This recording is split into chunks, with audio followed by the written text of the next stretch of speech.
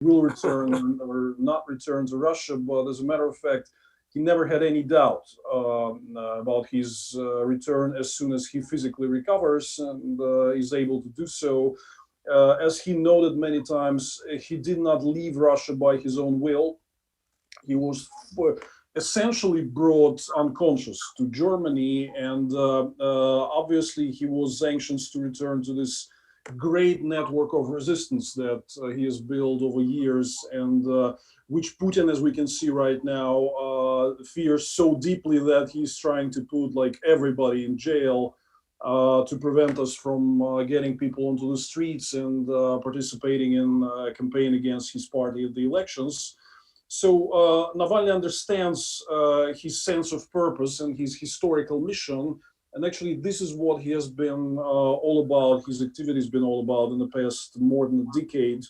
So why he would give up now? It was never a question that he would stay. It's not an issue of effectiveness. And also, I think many people are wrong who try to analyze his behavior in terms of is he afraid or not.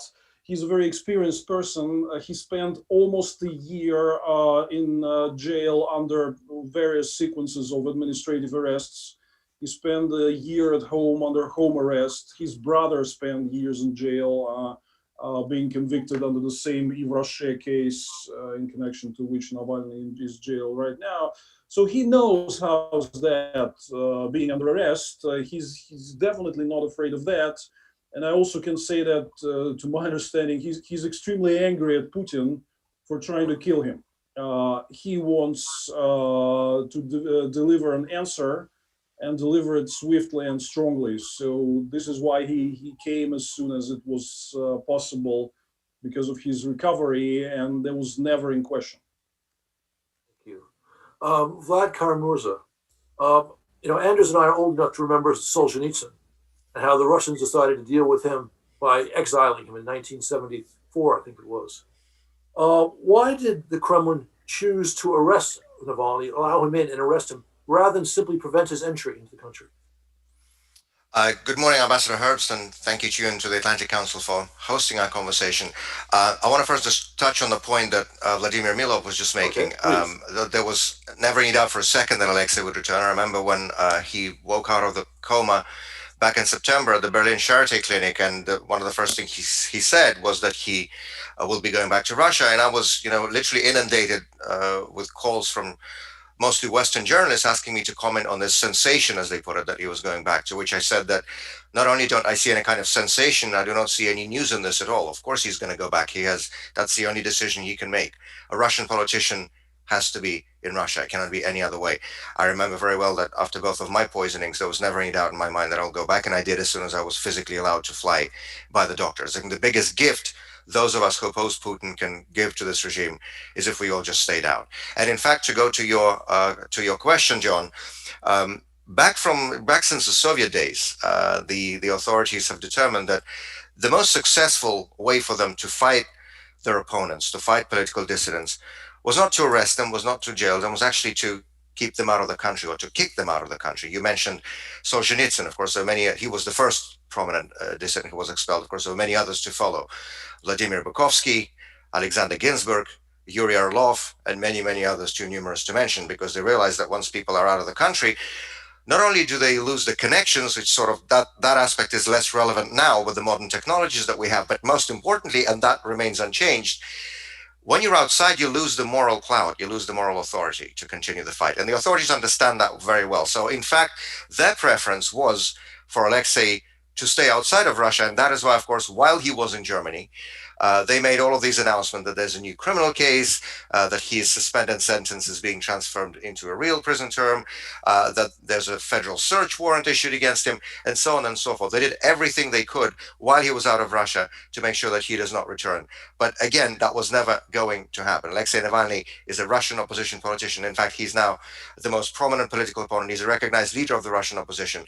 His place is in Russia. It cannot be any other way. And as to your question as to why did they allow him to return, when they couldn't not allow him to return. I mean, how can you not allow a Russian citizen to return to Russia? That's a know-how that's still not available to even the current Kremlin. I mean, we do have that article in the Russian constitution in one of the first two chapters, which cannot be changed and could not be changed by Putin's sham constitutional amendments last year, that nobody can be deprived of their citizenship. That is, in fact, what the Soviets used to do with Solzhenitsyn and with others.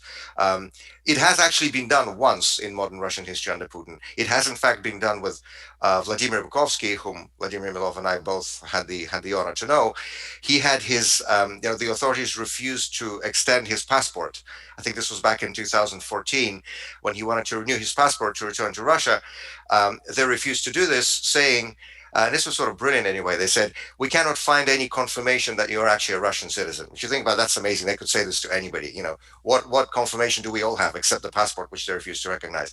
But generally speaking, though, that's a tool that's not available to them. So the only thing they could do is to arrest Alexei on his return, which they did. And by the way, less than an hour ago, the Moscow Regional Court upheld the pretrial detention of Alexei into February, and next week, February 2nd, will be the actual court session on his sentencing to transform his conditional sentence into a real-life prison term.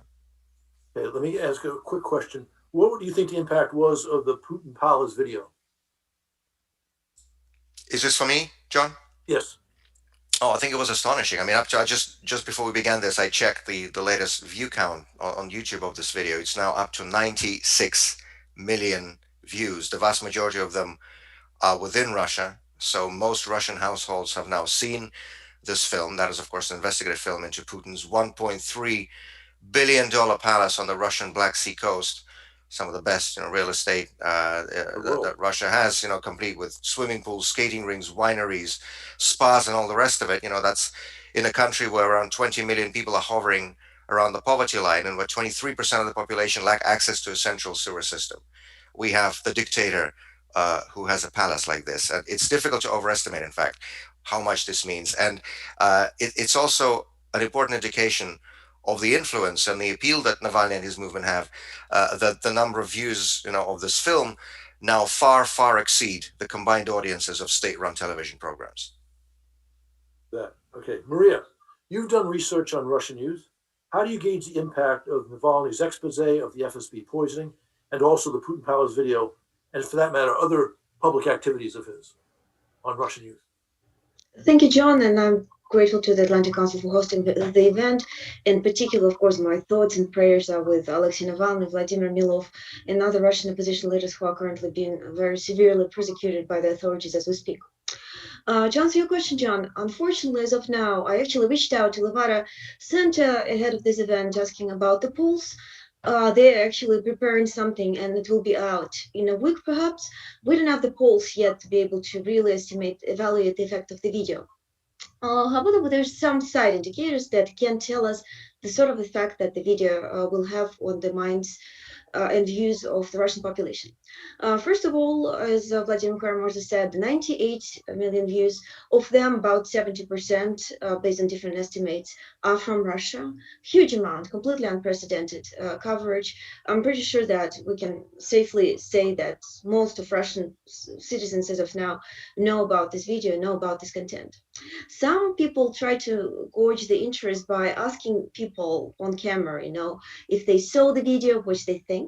And while, of course, it's nowhere near representative of the Russian population viewpoint, there's, however, indication that tell us, first of all the younger people who asked, all of them watched the video and all of them say it's Putin's palace. The very interesting reaction comes from the older groups. Typical answer is, no, I don't think it's Putin palace. I don't believe it.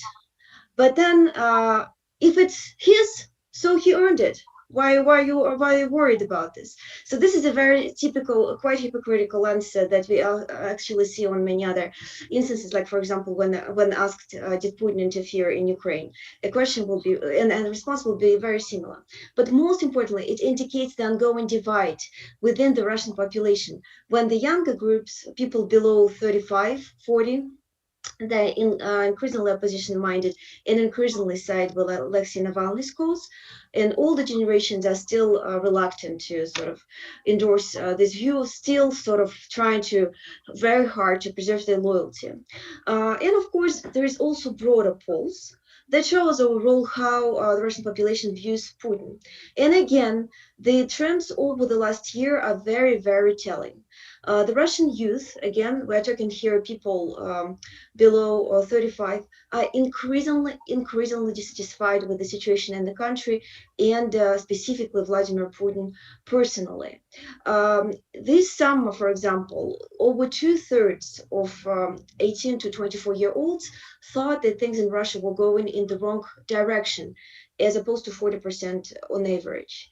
Most dramatic finding comes from December 2020 Levada poll that shows that within a year, the share of voters aged 18-24 who are ready to support Putin dropped most radically. It dropped from 36% to 20% of population. This is as opposed to other social groups where these trends either stayed the same or even slightly increased among the older groups. All of that demonstrate that the regime at this point increasingly losing support primarily among the younger generations, those below 35, and the trends are particularly pronounced in the groups 18-24. That, by the way, exactly what we saw on January 23rd, when younger people below 30 showed up in higher numbers. That doesn't mean, I just want to highlight, that Navalny brings schoolboys to the streets. Not true. It means that the younger generation increasingly loses connection to Putin because this regime has nothing to offer to them anymore. Thank you. Is it also safe to say that maybe one of the reasons why the younger generation has this disconnection from Putin is that they are more likely to use social media and have access to the information from Navalny himself, but also from others? That's absolutely true. Thank you very much, John. Certainly, that is polarization that is partly the factor of the internet. We see that on all the polls that people who are on the internet, those who are online, they tend to be much more position-minded, and they do tend to support Alexei Navalny. This is the new trend. Like 3 years or 4 years before, there was no such a sharp divide. We didn't see such a sharp difference between people who primarily get their news on internet as opposed to those who get the main news on state TV channels. But I just wanted to highlight that there's still an age difference here that has to do with the fact that younger people, the new generations, they don't see their future under this regime. They cannot find them within the system that currently exists in Russia. And that, along with being exposed to more information on the internet, that is the factor that drives this frustration. Thank you. Vladimir Milov, the breadth and the size of the demonstrations against Navalny's arrest are impressive. How long can these demonstrations continue? We don't know. It's just a field experiment that is being unfolding in front of our eyes. I also have to say that going back to the impact of the Palace movie, which is right now, I think it's even bigger than what Vladimir Kara Murza have said. It's closer to 100 million views now. And as we all know from previous experiences, the real impact might be a delayed one. There might be a lag time needed for people to mobilize. I think what mobilizes people more at this point is exactly this movie, not already the fact that Navalny was poisoned and subsequently arrested upon arrival, because this movie actually destroys one of the most important points of Putin's mythology about himself. Putin always tried to portray himself as an ascetic person who actually works day and night but only serving the country, and he actually did nothing to personally enrich himself. Now we find out that he went beyond all limits in taking care and paying attention to his own personal luxury, and this went off the wall even by Russian oligarchic standards. This is something much bigger and much more obscene than anyone has ever thought. So my understanding is that there might be ups and downs, but in the course of few weeks or months, more and more people, after seeing this, discussing this with their relatives, friends, will be ready to hit the streets. Also in connection with the upcoming parliamentary election campaign, plus the economic situation is not getting any better. So I'd say in a longer run, we're not discussing just this or next week, but in a bit longer run, I see a strong upward trend of numbers of people actually wanting to go out and protest. Also, referring to what Maria have said about the total lack of vision for the future, because Putin is not delivering any. I recall myself when I was 16, 17 in the 80s, we totally hated this perspective of living, under the salary of Soviet engineer, 160 rubles, no opportunity, no entrepreneurship, no travel abroad. Basically, you buy a refrigerator, you buy a TV set, and then you die. That's the prospect. People don't like that. Putin is not giving people, Russian people, any prospect, particularly youth. So I assume that the numbers of people who would be willing to protest, they will significantly increase. Vlad, Navalny has proved to be a very effective tactician, right? They poison him, then he gets one of the FSB operatives to basically describe it on the phone how it happened. They arrest him, he releases this video, which makes this enormous impact. It seems like he's got a very good organization and an ability to counterpunch when he is hurt. Any comment on this? Yeah, of course. And this is simply because we all realized, and Navalny himself have realized that, oh yeah, Putin will deliver a response to all our anti-corruption investigations and YouTube television, to all, the crimes and corruption of Putin and his regime that we had exposed. Yes, there will be a response. We obviously expected that, and Navalny was pretty clear about that. Now I think it's time when we would see with all these two different trends, two different forces, they basically have entered the stage of a direct clash. And Navalny's return had accelerated that.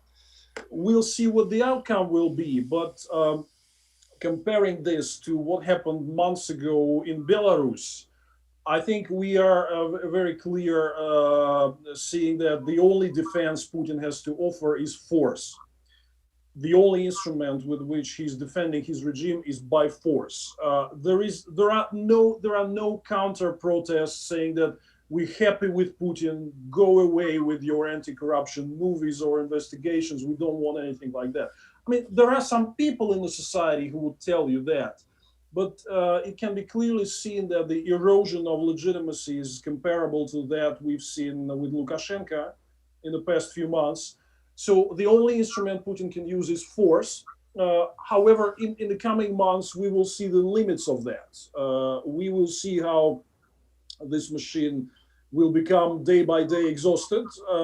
Let's see where it goes. I will not make a lasting forecast, but it's very clear that there are no other tools for Putin to defend himself except the repression and the excessive use of force, which we have been witnessing for the past several days. Thank you. Vlad Kara Murza, Vladimir Milov makes an important point that it seems that the reaction that Putin is ultimately left with is force. Force also, of course, creates problems for Putin, especially internationally. So in your judgment, does this mean that the use of force by Putin, does this mean that he is increasingly concerned about the challenge and even danger that Navalny represents to his regime? Well, force is the last thing he has left, as Vladimir exactly said a few seconds ago. I think that the key phrase was erosion of legitimacy. Putin realizes that. I mean, as we can debate as to how much legitimacy he ever had, because, the only election that Putin won that could even approach, competitive democratic standards was back in 2000, more than 20 years ago. And that's not me speaking. You can go and look at the observer mission reports by the OSCE and the Council of Europe. That's the last time they assessed the Russian election to be more or less free or fair. We can even debate about that. But there's no debate that since then we haven't had anything approaching a free and fair election. I mean, we live in the 21st century. The basis for legitimacy of any government is support of its citizens expressed through democratic elections, and we haven't had that in Russia for decades. So, for years the Putin regime has stood on the force of its repression, on the skillfulness of its propaganda, but also, and I hate to say this, but that's just stating the obvious, also on the passive acquiescence of a significant part of the Russian population. And those last two elements are essentially gone. silence and passive acquiescence are no longer. I have to say it's very exciting to watch the awakening of society.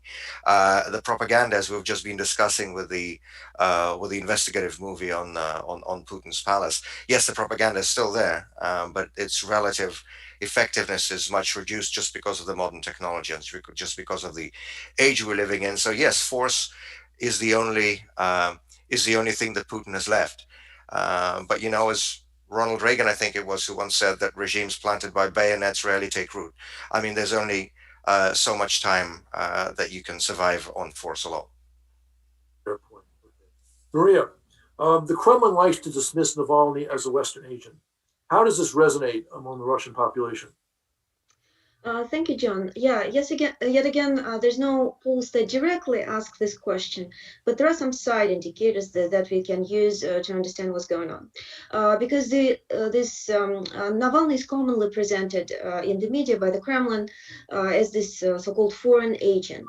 The foreign agent law it's many years old in Russia at this point. It's been introduced originally against the NGOs. So there's polls that Levada Center, which itself was put on the foreign agent list, the Levada Center run to understand how Russians treat the foreign agent law. So first of all, very few Russians know about the existence of this law in the first place. About 50% of them have not really heard of them at all. Of those who have heard, in the recent years, the dynamic is actually quite interesting. A decreasing number of people, for example, 56% in 2017, but only 48% in 2021, so almost 10% less. Only 48% think that this law means to protect Russia against the malicious interference of the West. And the growing numbers, for example, by 2021, 30%, that is 1/3 of those who know about the law, they think that this is the law that directed against criticism of the authorities. So in this sense, Russians, or increasing number of Russians, they actually understand that these are not, when you're labeled as a foreign agent or as a Western agent, this is not because you are, but that's because the authorities try to portray you that way. Another question is that bad that for the Russian youth, when Navalny is portrayed as a Western agent? That's also not necessarily the case, because as we show in other polls, in other studies, Russian youth is actually quite pro-Western. So it's not even a given that being portrayed as a Western agent is a bad thing for this group. In fact, one of the reasons why Putin loses touch with this particular part of the population that's also pro-Navalny, as we have discussed before, is because the younger Russians perceive that Putin is taking Russia increasingly away from the West, and that's not a good thing for them because they are much more integrated in the West, into the culture, into the some behavioral patterns. They have many more friends from the West online than older generations do. So in this sense, I do not think that within this particular group, presenting Navalny as a foreign agent will actually achieve the Kremlin's goals. But it's also not a given that the Kremlin wants to achieve the goals specifically within this group. What we see instead is a deepening polarization. As I said before, there's growing groups, particularly among younger Russians, but also spreading into the other groups of the society who are on internet, those who dissociate themselves from the Kremlin increasingly. But there is still a fairly large group, of course, that sides with Putin, the traditional Russia. And of course, within this group, this message and these narratives of Navalny is a Western agent is going to resonate. So in the recent years, we're likely to see this deepening polarization between so-called modernizing parts of the society and its more traditionalist part that still backs Putin. Thank you. Vlad Milov, what do you make of the U.S. response thus far to the arrest of Navalny and the crackdown on the demonstrators? The statement by Jake Sullivan last week criticizing the arrest. Also, the Biden-Putin phone call where Biden apparently mentioned this. Well, I think it's good to have the responsible government being back on the world stage from Washington, D.C. And we were actually appalled by total lack of reaction from former President Trump on Navalny's poisoning. The only phrase we heard is that we'll have to talk about it at a later time, which never came subsequently. So it's good to know that the U.S. is back supporting and protecting democratic values in the world. However, it is obvious that it is up to us, Russians, to settle the score with Putin and to return Russia to normalcy. But it's also good to have this strong international solidarity in condemning this lawlessness. I would say, I think one word says it all: total lawlessness in which Putin is putting our country at this moment. So it's also very good that the US position resonated with that of Europe. It's very important that the democratic world stands united and maintains a uniform position against all this oppression of people who speak against Putin's regime and violations of the rule of law in Russia that Putin is engaged in. So it's also very important that it's not just, these are not just some statements from high-ranked United States officials, but it's also the voice of the free people, the democratic world, which speaks against what the Putin's dictatorship is doing. So I think it's also very good to know that Biden administration had begun with the vigorous steps to re-engage with its European allies and counterparts.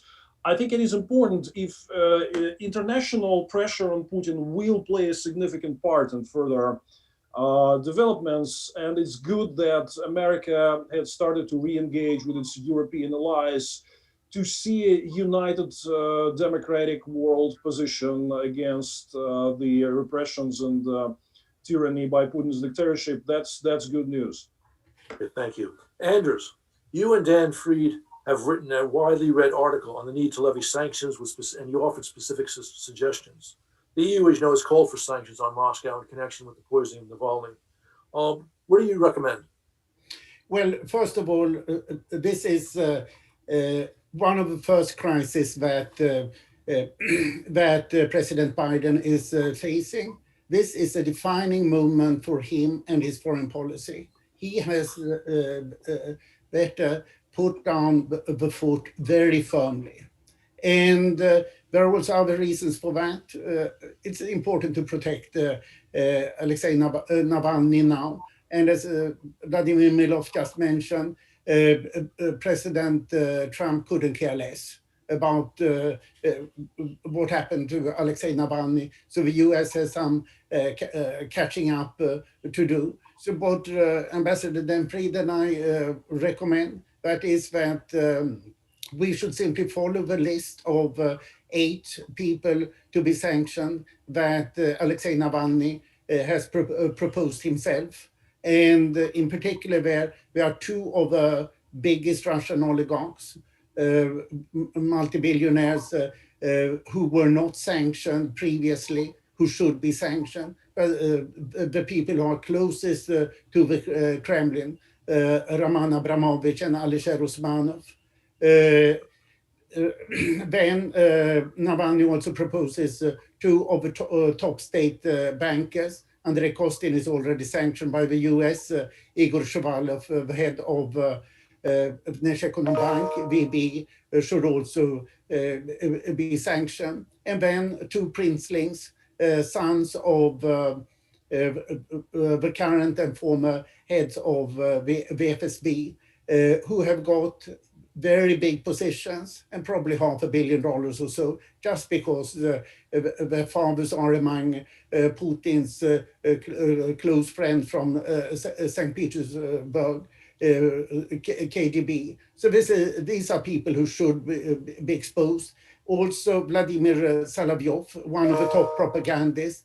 This is not a question of freedom of media or speech. These are information warriors. And the US has already sanctioned Dmitry Kiselyov, one of the top propagandists.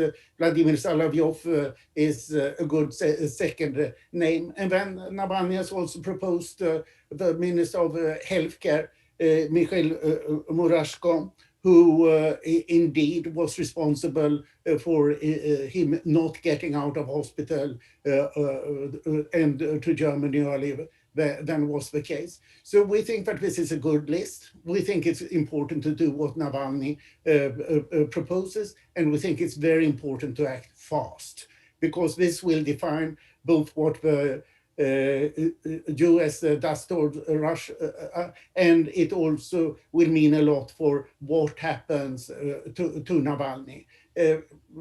President Biden, who has been very firm in his statements, also needs now to follow up and act accordingly. Okay, thank you, Anders. Very impressive suggestions. Okay, Vlad Kara Murza, what's your reaction to Anders' ideas? I think that's absolutely spot on. Target the money. That's the most important thing that needs to be done. It's been said that the largest export from Putin's regime to the West, it's not oil, it's not gas, it is corruption. And I absolutely agree with that assessment, but that, of course, is a two-way street.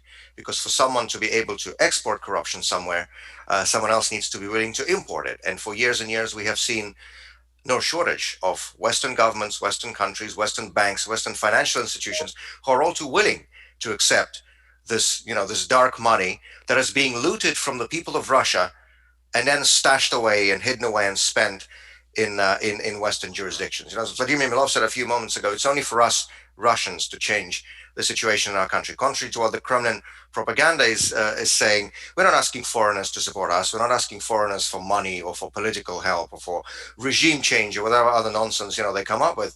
The only thing we are actually asking the West to do is to stay true to its values and to stop enabling and to stop being complicit in the corruption and kleptocracy and human rights abuses of the Putin regime. I think the list that Alexei Navalny put out through his team after he was arrested, Vladimir Shurkov published that list, is a very good starting point. It's by no means expansive. It's only 8 names. I mean, there are many more that we could discuss, but it's a very important starting point. And most importantly, it nails down the most important principle that, it's not only some low-ranking officials who should be targeted. I mean, they should be as well. That's not an either-or question.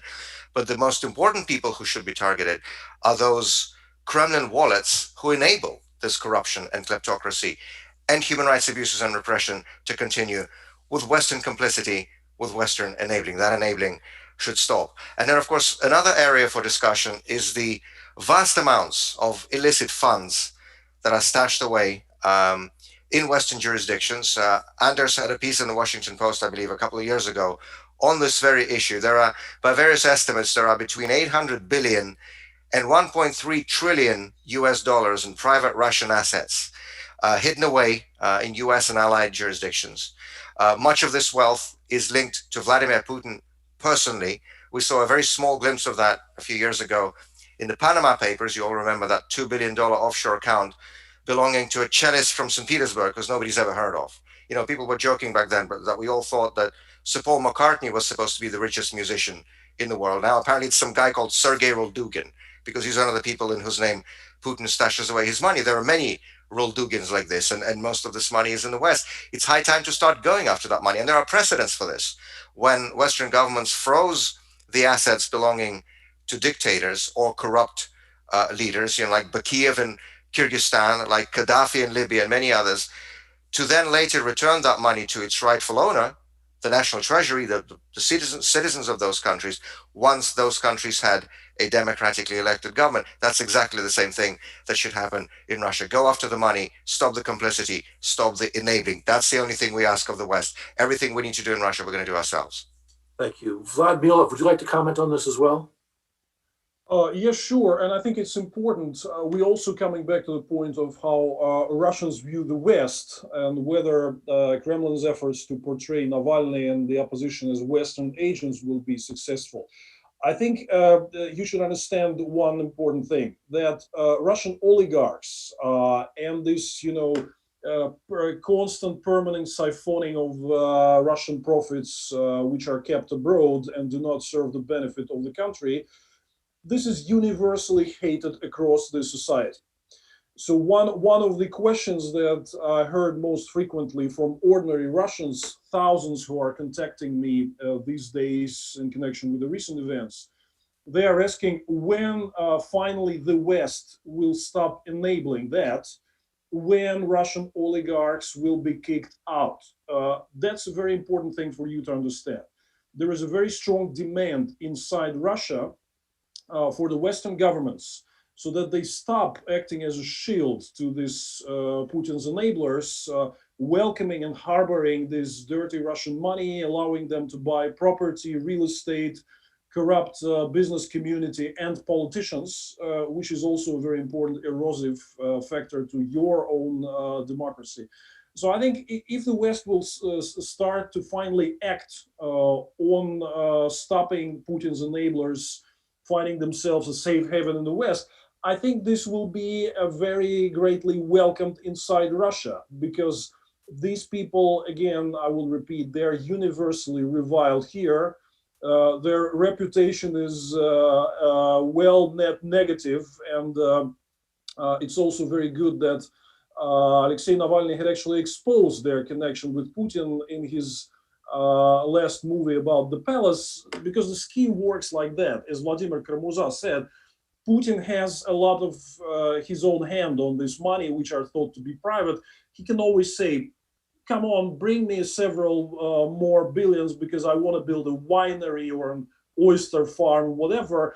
So essentially our vertical of power works that way. So it's his money to a large extent, which was brilliantly exposed in this film. And now more and more Russians are aware of it. So I think it will be welcomed by, I'd say, a majority of the Russian population if Russian oligarchs and their dirty money will be kicked out of the West and will have no place anymore there. Thank you. I'll ask Maria the last question before we turn to audience questions. Maria, Navalny has been criticized for supporting Moscow's seizure of Crimea. And in fact, a prominent Ukrainian politician told me just the other day that he's simply another Russian imperialist. And he's also been criticized for saying hostile things about people from the Caucasus and Central Asia in Russia. Some claim his position on these issues is evolving. What can you respond about this? What can you say about this? Thank you, John. I think it's an important question since I see it coming up repeatedly among my Ukrainian friends, for example. So first of all, I want to mention that I very much empathize, with the Ukrainian struggle against Russia's imperialism, and I totally understand how sensitive and important the issue is to them. But at the same time, I just wanted to draw your attention at the polls again, right? The annexation of Crimea, despite the declining support for Putin, remains one of the most salient issues in Russia's politics today. There is still 86% of Russians as of 2019 who supported this annexation, its annexation to Russia, and this number has not really changed at all since 2014, if you look at the polls. Now, do you expect Navalny, a democratic politician who also struggling to gather mass following in Russia in very hostile conditions, do you expect in the issue that remains so salient for many Russians just to say, hey, we should just give it back, right?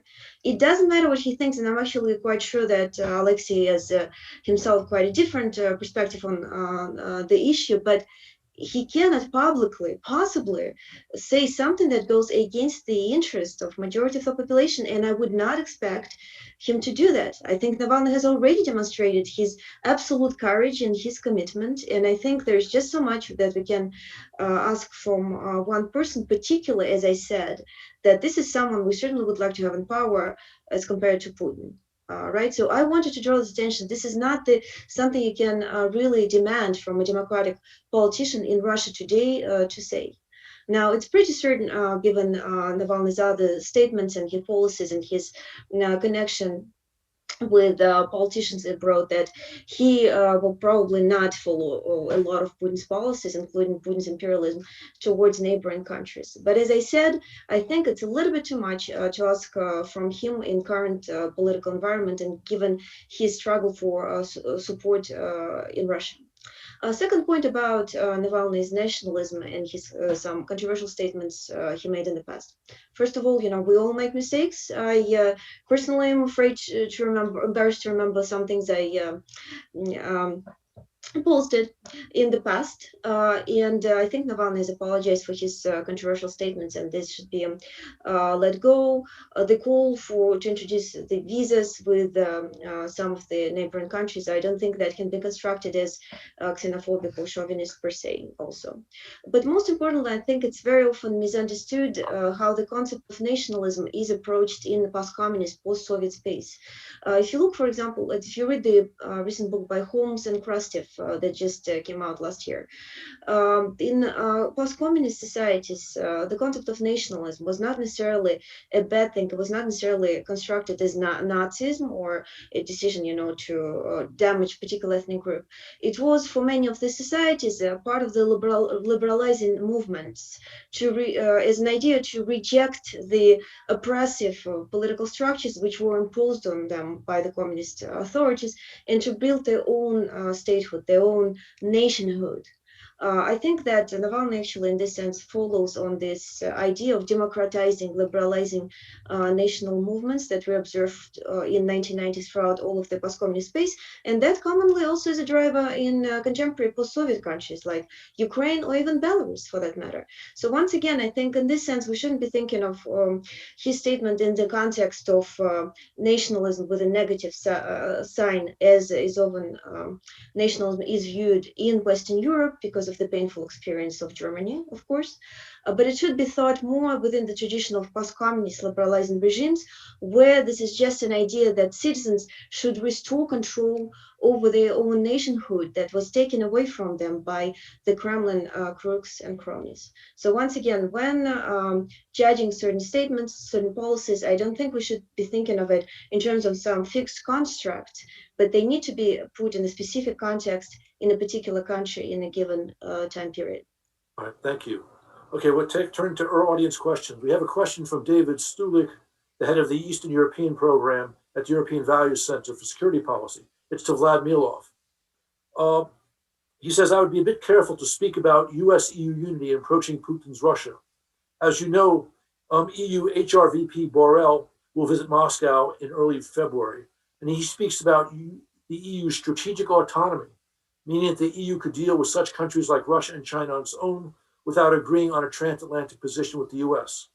So his question to Vlad is, how do you assess these attempts by some EU officials to pursue a policy towards Russia apart from the United States? Now, listen, I think we've heard many different commentators taking awards of different European politicians out of context frequently. This goes back, Ambassador Herbst, this goes back to the question of Navalny's remarks on Crimea and on Georgia and Caucasus. A lot of them, I'd say 95% of what is being attributed to Navalny is significantly taken out of context. So I think are these remarks by Mr. Borrell. Plus, I also have to say that I do work with European politicians a lot, and their recent drive towards a strategic autonomy from the United States had a reason in the past 4 years. So it can be understood to a large extent because of a totally different U-turn in the US policy away from the transatlantic partnership that was developing since World War II. Now, listen, we are right now in a dialogue with many European politicians. I also understand that they have to be pretty careful because Europe has a lot of economic ties with Russia. A lot of Europeans' jobs and well-being is dependent on economic ties with Russia. They cannot really ignore that. We perfectly understand that. But there is also a very strong momentum building in Europe where people will have to say enough is enough. We saw that in a recent resolution adopted by the European Parliament, which unanimously condemned Putin's actions against Alexei Navalny and basically called a very strong and a very specific action. And this resolution was supported by 5 major parliamentary groups of the European Parliament: European People's Party, Social Democrats, Liberals, Greens, Conservatives. They all form both the current European Commission and all these major European Union governance organs, plus they also form majority of the national governments. So the position of these 5 pan-European parties is very clear. I think, and I hope, and we're engaged in dialogue with our European colleagues, that the leaders of the European Union and the national governments would simply follow these guidelines, which were very strong, very clear, and very timely. So I advise to look at that as the European Parliament resolution as a plan of action, and do not try to take some tactical comments or tactical maneuvering out of the global context. Okay, thank you. We have a question from an anonymous attendee. If Navalny is taken out of the equation by a long prison sentence, will the Russian opposition be left in tatters and not a serious challenge to the Kremlin elite? I'll ask Vlad Kara Murza first, and maybe Vlad wants Milov after that. Thank you, Ambassador. Well, we've just heard about some of the recent and very marked trends in public opinion in Russia that Maria Snegovaya was describing. It's not about any one individual. Alexei Navalny has been brilliantly effective in organizing the movement and then reaching out, especially to the young generation, with his social media outreach and other ways of he's been able to campaign. But it's not about it's much more than any one person. It's beyond. Those are very clear shifts in public opinion that are, in my view, unstoppable. And so the answer to that question is no, it's not going to stop that movement. And if anything, in fact, if we look at history, I think one of the biggest mistakes that many authoritarian regimes make is to actually turn the main opponents into sort of national symbols by imprisoning them. And if the Kremlin thinks that they're going to somehow diminish Alexei's voice or reduce his appeal or reduce the effectiveness of his campaign, for example, his campaign of tactical voting aimed at the parliamentary election this September, that's one of the things he's been most effective at in the past couple of years. The idea is that even or when the regime removes genuine opposition candidates from the ballot, which it does in most cases, the Navalny movement has been organizing people essentially to go and vote for, literally nobody's, just some technical spoilers and political no-names who happen to be on the ballot, to send pro-regime candidates to humiliating defeats. We've seen this in Moscow in 2019. We've seen this in the whole series of regions in Russia in the local elections this last fall. The focus for the movement, if I understand it correctly now, is on the September 19th parliamentary election. If the Kremlin thinks that they're going to somehow reduce Navalny's voice or his appeal by putting him in prison, I think the result will be exactly the opposite. And, again, I'm a historian by education, so when I put that hat on, I think history shows us definitively that many dictatorships eventually fall not under the power of their opponents even so much as under the weight of their own mistakes. And I think what the Kremlin is doing with Alexei Navalny today might end up being one of its biggest mistakes in the long run. Okay, thank you. Vlad Milov. Sylvia Lynch raises a question similar, the other side of the earlier question. She asks, given Putin's control of the Kremlin, the intelligence agencies, as well as the oligarchs, do you think Navalny or other future opposition leaders stand an actual chance of changing Russian leadership? Yes, I think so, because you cannot run as illegitimate dictatorship as Putin's is forever. That's pretty clear. So I think the key issue, contrary to what many commentators are saying, is not what Navalny is doing or where he is now, for how long he will be imprisoned. That's going back to Vladimir's comments here. That's Putin's thinking. That is that the opposition is sort of a vertical of power. You imprison a leader and everything is gone. Or how effective Navalny and his movement will be in taking on all this army of Siloviki, all these trillions of oligarchic money and so on. I think central here is legitimacy. Yes, Putin possesses a lot of tactical tools to cling on to power while losing legitimacy at the same time. But looking forward, there is no mechanism for him to actually keep in power indefinitely once the legitimacy is completely lost. In which regard, both the parliamentary elections of this year and the presidential election of 2024, whenever it happens, presents a very, very significant challenge because public support has been completely eroded. And I think that's the key factor here. Repressions only, revitalize and invigorate negativity in public, because when they see that somebody is being repressed for just saying the truth, that does not play too well into Putin's hands. That further erodes his support. And on the survival of the opposition movement with Navalny being imprisoned, listen, we are under a very serious attack right now. And I will not embark on a rant that, we are just a horizontal leaderless movement who is immune to this. No, we are not immune. This is serious damage, which Putin is doing right now to the movement. But We are also already well experienced. We have passed through similar situations before during a crackdown in 2019 during a Moscow protest. We were forced to effectively operate without Navalny when he was in coma after being poisoned. I think we have a very good movement full of bright and talented people with a strong division of labor. Each of us knows what to do and which front of activity to take. So it will be difficult, but we will survive. And the main factor here is that Putin is at war not with us. He is at war with the people of the Russian Federation. And we only act as an agents of change here, but if we are all imprisoned, there will be others. So there is no way for Putin to hold on to power once he's turned himself totally against his own country. Our conversation has we've talked about Belarus as a point of reference several times. Several questioners have also asked about the Belarus scenarios. So we have questions like, can we expect demonstrations to continue despite the police crackdown? In Belarus, obviously the crackdown has not succeeded. So let me ask Maria first, and then I give you, Vlad, a chance to respond. So Maria, what do you think about that? I think it's a very important comparison to make with Belarus. I think it's one of the biggest inspirations and comparative frames that Russians so essentially compare themselves against at this point is Belarus. And there's certainly a lot of learning ongoing on the sides of both the authorities and the opposition movement as well.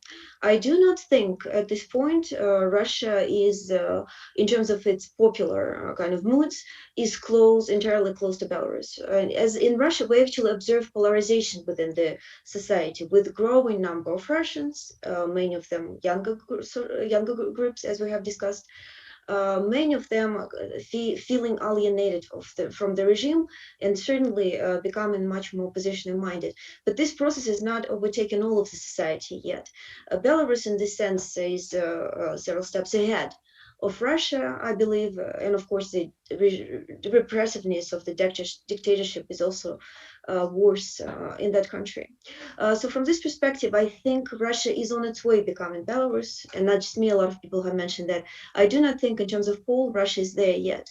But also very importantly, we see that the Kremlin learns quite a lot from what Lukashenko is doing.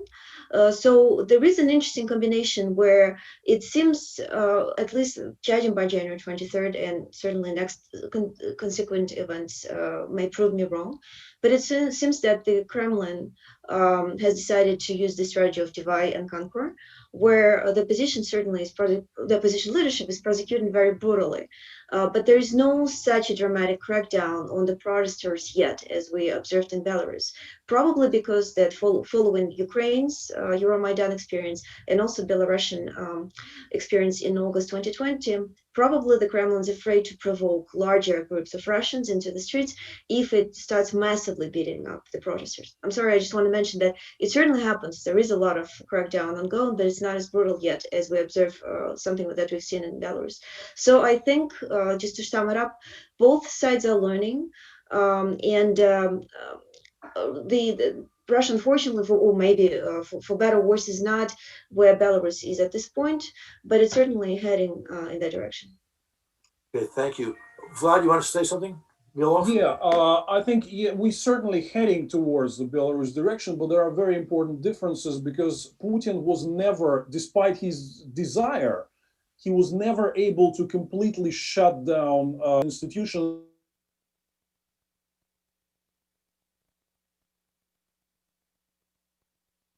You have a lot of institutions in place, and there are many regions like Ural, Siberia, Far East, where we had a relatively fair vote count, and United Russia Party lost many times there. You saw that, right? So there are limits to what Putin can do. Lukashenko for a long time has built like a totally repressive regime with no institutions at all. That's different in Russia. And a brutal Lukashenko-style crackdown would only continue to undermine Putin's legitimacy. So I think to me, best tactic is not to repeat what the people of Belarus have done, like coming out every week, but focus more on the upcoming parliamentary elections, where we won't have this simple Putin versus Navalny formula, But Putin's legitimacy and United Russia parliamentary majority legitimacy will be seriously put in question nationwide. That will bring in more people that would want to just participate in protests related to Navalny. So I think we need to do that. It will be a bit wiser strategy than just coming out every week. Let's see how it goes. Okay, Vladimir Kara Murza, do you want to jump in here as well? Well, of course, Lukashenko has about 5.5 year head start on Putin, right? He came to power earlier. He began to do the things he began to do earlier. In fact, when Putin came in and started doing many of the same things, going after the media, going after the opposition, imprisoning and killing his opponents, rigging elections, and so on and so forth. The late Boris Nemtsov called it the Lukashization of Russia. That was the term because many of the things were so similar. And so for Putin to watch the protests that have been going on in Belarus since last August has been really frightening, not only because of the prospect of losing, a reliable ally and for some sort of geopolitical considerations, but in fact, because for him, that is a glimpse into his own possible future in the year 2024, because many of the processes in our two countries, the last two dictatorships in Europe are so very similar in so many ways. And Vladimir Milov mentioned the year 2024. I think that's going to be a crucial year. That is, of course, the year when our next quote-unquote presidential election is supposed to be held. And I think there are many factors that could contribute to a very important and very eventful year, mostly, of course, so on the domestic scene. In Russia, I think Putin was right to fear that what happened in Belarus in 2020 would be his own future in 2024. I also think there's a very important role for the international community because as you know, and as all of our viewers today know, this is supposed to be Putin's final constitutional mandate, right? It's supposed to run out on May the 7th, 2024. Last summer, under the cover of this pandemic, Putin rammed through a series of constitutional amendments, the most important of which allowed himself personally, not abolish the presidential term limits, but allowed himself personally to waive, to ignore, to violate the presidential term limits. Now, those constitutional amendments were enacted illegally and illegitimately. In fact, as is very clearly stated in the recent European Parliament resolution on the matter, there are several ways in which Russian legislative procedures were violated in bringing about those constitutional amendments. Most importantly, the plebiscite itself was a total sham with no campaigning allowed, no oversight of the vote count, no international or independent domestic observers allowed. It had nothing to do with any sort of legitimate procedures, even close. And so that waiver, that permission for Putin, that permission Putin gave himself to violate presidential term limits is legally speaking null and void. So I think it would be very important to see a clear and principled stance from the international community in terms of non-recognition of any attempt by Putin to illegally hold on to power past May the 7th, 2024, the same kind of non-recognition we saw from both sides of the Atlantic with regard to Lukashenko. Well, Vlad, thank you. That's a very provocative, but I think insightful analysis. Our time is up. We're already past the witching hour. I'd like to thank our panelists for a very interesting discussion. I'd like to thank everyone for tuning in, and I'd thank our staff for making this event possible.